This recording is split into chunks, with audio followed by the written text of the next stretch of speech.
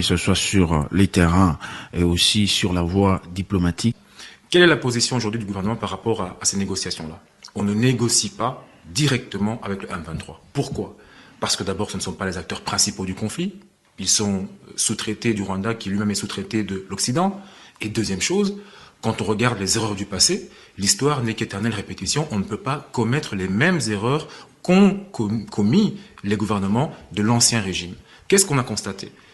Le 23 mars 2009, le gouvernement congolais de l'époque a signé un accord de paix avec le CNDP de Laurent Nkunda pour, sous des conditions, instaurer la paix. 3 ans plus tard, ces mêmes rebelles, essentiellement Tutsis, ont créé au sein de l'armée dans laquelle ils avaient été réintégrés une mutinerie. Ils se sont donc rébellés pour créer le M23. 6 mois après, le 20 novembre 2012, Goma est tombé entre les mains du M23.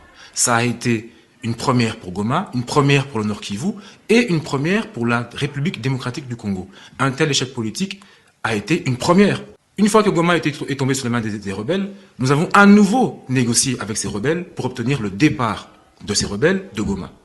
Deuxième fois que nous négocions avec les rebelles de manière directe, pour quel résultat?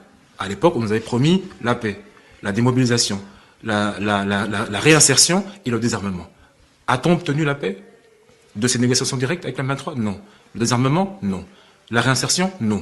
Tenant compte de ces erreurs passées, on ne peut pas aujourd'hui nous dire que négocier avec un M23 de manière directe serait la solution à une paix durable en RDC. Parce que ça a démontré que des négociations directes ne portent aucun résultat concret en matière de stabilité de la paix. Si nous étions de mauvaise foi, nous pourrions mentir aux Congolais et faire comme le FCC. On prend le M23 sur une table de négociation, on accepte de discuter avec eux, on accepte leurs revendications farfelues, que nous savons nous très bien Congolais qu'on ne pourra pas respecter.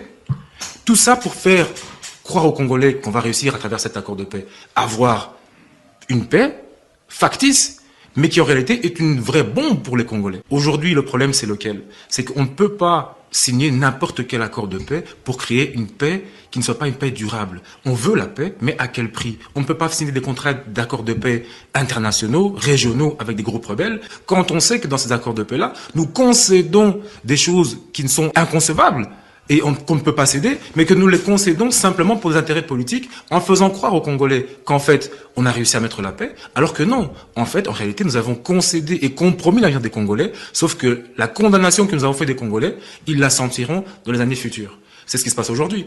Les accords de 2009 et 2012 ont condamné la RDC, mais l'impact de cette condamnation, nous la ressentons aujourd'hui. En tant qu'État, en tant que principe de continuité, nous devons continuer à endosser le passif de ce que notre pays a fait. Mais surtout, corriger ces erreurs-là, ne pas y retomber et trouver des solutions durables. Aujourd'hui, nous regrettons le fait que, à chaque fois qu'il y a des territoires qui sont pris par les rebelles, on nous fasse croire que la guerre est perdue. Donc, il faut comprendre que la guerre est un long processus, on perd des batailles, on en gagne d'autres. Le plus important, c'est de gagner la guerre de manière définitive. Ceux du régime passé n'ont plus du tout droit à la parole sur cette question.